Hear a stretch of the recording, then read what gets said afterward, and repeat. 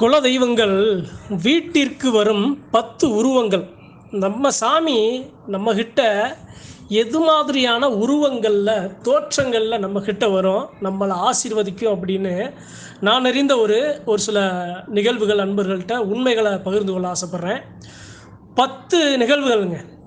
முதல்ல நம்ம குலசாமி நம்ம வீட்டுக்கு எது மாதிரியான உருவத்தில வரும் அப்படின்னா, குழந்தை. குழந்தைன்னா நம்ம வீட்ல நாம வளர்க்குற குழந்தை இல்ல. அக்கம் பக்கத்துல இருக்க குழந்தைகள் வந்து நம்ம வீட்டுக்கு ஏதாவது ஒரு பூஜை நடத்தும்போதோ, ஏதாவது ஒரு நல்ல விஷயங்கள் பேசும்போதோ, வேகமா வீட்டுக்குள்ள ஓடி வருவாங்க. அப்ப அந்த குலதெய்வமே வந்து நாம செய்யப்போற அந்த பூஜைய பரிபூரணமா ஏத்துக்கிட்டது மாரி நம்ம உள்ள சொல்லும். நமக்கு ஒரு மன மகிழ்வு ஏற்படும். இது 1. 2வது அருள்வாக்கு சொல்லுவாங்க பார்த்தீங்களா? அந்த குறி சொல்லுவாங்க பாருங்க. இரவு நேரங்கள்ல, பகல் நேரங்கள்ல குறி சொல்ல வருவாங்க. குறி சொல்ல வரும்போது, அந்தந்த எல்லைக்கு ஏதாவது பிரச்சனைகள் இருக்கா அப்படின்னு நம்மளுடைய குலதெய்வம் நெனச்சிருச்சு. நம்ம மக்களுக்கு நாம அத தெரியப்படுத்தணும் அப்படின்னா, குறி சொல்லும் ஆண்கள், பெண்கள் மூலமாகவும் நம்மளுடைய குலதெய்வம் அந்த எல்லைக்கு வரும். நமக்கு இருக்கிற பிரச்சனைய சொல்லும். நாம செய்த தவறுகள சொல்லும். இது 2. 3வது நம்ம வீட்டுக்கு காளமாடு, பசுமாடு, நாய், நாகம், காகம் இது போன்ற உயிரினங்கள் வரும். ஒரு காளமாடு, ஒரு பசுமாடு வருது அப்படின்னா, அது தன்னுடைய பசியை தீர்த்துக்கொள்ள, அந்த தாகத்தை தீர்த்துக்கொள்ள நம்ம வீட்டு தேடி வரும். எல்லா வீட்டுக்கும் போயிராது. பசுமாடெல்லாம் எல்லா வீட்டுக்கும் போயிராது. இந்த பசுவும், இளங்கன்னும் நம்ம வீடு தேடி வர்றதெல்லாம், அந்த லக்ஷ்மியே நம்ம வீட்டுக்குள்ள வந்த மாரி எடுத்துக்கிருவோம். இதுபோன்று அந்த உயிரினங்கள் நம்ம வீட்டுக்குள்ள வந்தாலும், நம்ம வீட்ட தேடி வந்தாலும், நம்மளுடைய குலதெய்வங்கள் உருவங்களாக வந்து தன்னுடைய பசியை ஆற்ற, நம்மிடம் அதனுடைய தேவைகளை நிறைவேற்ற வர்றாங்க அப்படின்னு நம்ம எடுத்துக்கலாம். இது 3.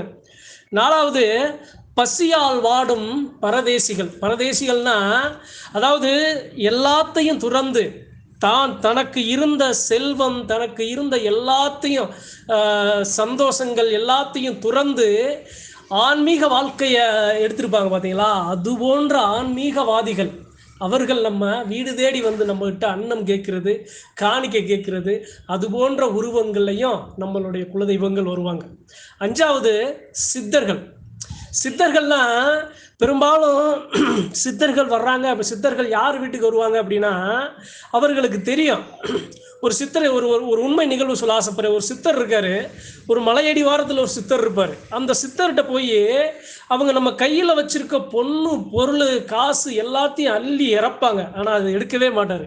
ஆனா ஒரு சில நல்ல எண்ணம், உள்ளன்பு கொண்ட தெய்வத்தை வணங்கி நிற்கும் மக்கள் ஏதாவது ஒரு காணிக்கை, ஒரு 5 ரூபா, ஒரு வாழைப்பழம், ஒரு தேங்காய் அதை கொடுக்கும்போது அதை மற்ற எல்லாத்தையும் தள்ளிவிட்டு அவர்கள் கொடுக்கறத மட்டும் எடுத்துக்கிடுவார். அதுபோன்று அந்த தெய்வீக அந்த சக்தி பெற்ற சித்தர்கள் நம்ம வீடு தேடி வந்தாங்க அப்படின்னா, நம்ம வீட்டில் வாசம் பண்ண வந்தாங்கன்னா, நம்மளுடைய குலதெய்வ அருள் நம்ம வீட்டை நெருங்கி நம்மளுடைய தெய்வ சக்தி வருது அப்படின்னு நம்ம எடுத்துக்கலாம். 6வது செல்வம், பொன் நகைகள். நம்ம வீட்டில் இந்த தங்கம் அதே மாதிரி செல்வாக்கியம் பெருகும் பார்த்தீங்களா? குலதெய்வத்தோட அருள் அனுகிரகம் இல்லாமல் நாம் நலமாக வாழ்கிறதுக்கு இது போன்ற செல்வங்கள், இது போன்ற தங்கங்கள், நம்ம அனைத்து வசதிகளையும் பெற்று கொடுக்கும் இது போன்ற ஆபரணங்கள், அந்த ஆபரணங்கள் மூலமாகவும் குலதெய்வங்கள் நம்ம எல்லைக்கு வரும். எப்படின்னா, ஒரு சில தெய்வங்கள்லாம் ஆபரணங்களை ரொம்ப விரும்பி ஏற்கும். ஒரு சில சாமியாடிகள் இருக்காங்கன்னா, அந்த சாமியாடிகள்கிட்ட அந்த ஆபரணமானது, தெய்வத்தோட ஆபரணமானது அங்க இருந்து தங்க ரொம்ப ஆசைப்படும். அதுபோன்று இருக்கும் அன்பர்கள்ட்ட அதிகமாக இந்த செல்வங்கள் அதிகமாக வந்து சென்றடையும். அதை வச்சு நாம கண்டுக்கலாம். இது 6வது. 7வது நம்ம கனவுல வரும் பார்த்தீங்களா? கனவுல எண்ணற்ற கனவு வரும். சுமங்கலி பெண்கள் வருவாங்க. அதே சமயம் இது முதியோர்கள் வருவாங்க.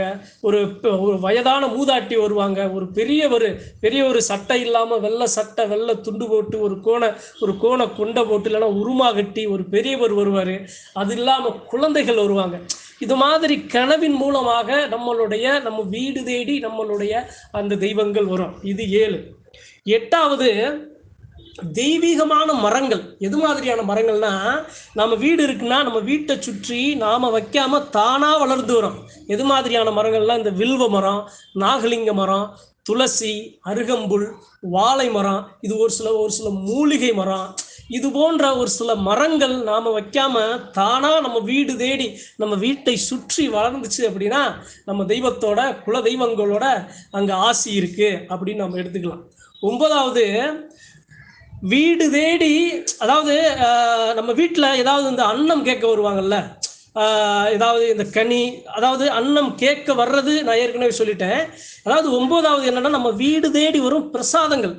பிரசாதம்னா எது மாதிரி பிரசாதம்னா, பக்கத்தில் யாராவது கோவிலுக்கு போயிருப்பாங்க, அங்கேருந்து ஒரு கனி கொண்டு வருவாங்க, ஒரு பூ கொண்டு வருவாங்க, பொங்கல் கொடுப்பாங்க, விபூதி கொடுப்பாங்க, ஒரு தாலி கொடுப்பாங்க, ஒரு மஞ்சள் கொடுப்பாங்க, ஒரு குங்குமம் கொடுப்பாங்க.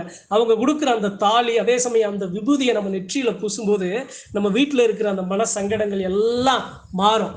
அது நம்மளுடைய குலதெய்வங்களோட சக்தி மட்டும் இல்லை, மற்ற தெய்வங்களின் அங்கே ஆசையும் நம்மளை வந்து சென்றடையும். இது போன்ற பொருட்கள் நம்ம வீடு தேடி பிரசாதங்கள் மூலமாக வந்தாலும் நம்ம குலதெய்வம் அந்த உருவத்தில் நம்ம கிட்ட பரிபூரணமாக வந்துருச்சு அப்படின்னு எடுத்துக்கலாம். 10வது ரொம்ப முக்கியமானதுங்க, குலதெய்வ சாமியாடிகள். இப்போ நம்ம குலதெய்வ கும்பு இருக்கு, அதில் சாமியாடிகள் இருக்காங்க, அதில் பரிபூரணமாக ஆடி நிற்கிற ஆண்கள் பெண்கள் இருக்காங்க. நமக்கு ஏதாவது ஒரு பிரச்சனைன்னு வந்தால் அவங்களுக்கு கனவுல ஏதாவது சொல்லிடும். அப்போ அதை சரி பண்ண நம்மக்கிட்ட சொல்லிட்டு வர மாட்டாங்க. அவங்களா வந்து இது மாதிரி உன்னை பார்க்க வந்தேன்னு எதையுமே வெளிப்படுத்தாமல் வந்து நமக்கு ஒரு ஆசீர்வாதம் கொடுத்துட்டு போவாங்க. இல்லையா, குலதெய்வ கோவில் திருப்பணிக்காக குலதெய்வம் சார்ந்து ஒரு சில பிரச்சனைகளை சரி பண்ண நம்ம வீடு தேடி அந்த சாமியாடிகள் வருவாங்க. அவங்க வரும்போதும் நம்மளுடைய குலதெய்வங்கள் அவங்க உடன் வரும். இந்த 10 நிகழ்வுகள் சின்ன சின்ன நிகழ்வுகள் தான். ஆனால் இந்த 10 நிகழ்வுகளுமே, இந்த உருவங்கள் நம்மை தேடி நம்ம வீட்டிற்கு வந்துச்சு அப்படின்னா நம்ம குலதெய்வத்தோட ஆசி நமக்கு கிடைக்குது, பார்வை இருக்கு, நம்மளை காத்து நிற்குதுன்னு நம்ம பரிபூரணமாக ஏற்றுக்கலாம். இந்த 10 நிகழ்வுகளை, இந்த 10 உண்மையான இந்த உருவங்களை, குலதெய்வங்களின் வடிவங்கள், சக்திகள், பொருட்கள் எப்படி நம்மை தேடி வரும் என்பதற்காகவே இன்றைய பதிவு. நன்றி, வணக்கம். மற்றும் ஒரு பதிவில் சந்திப்போம்.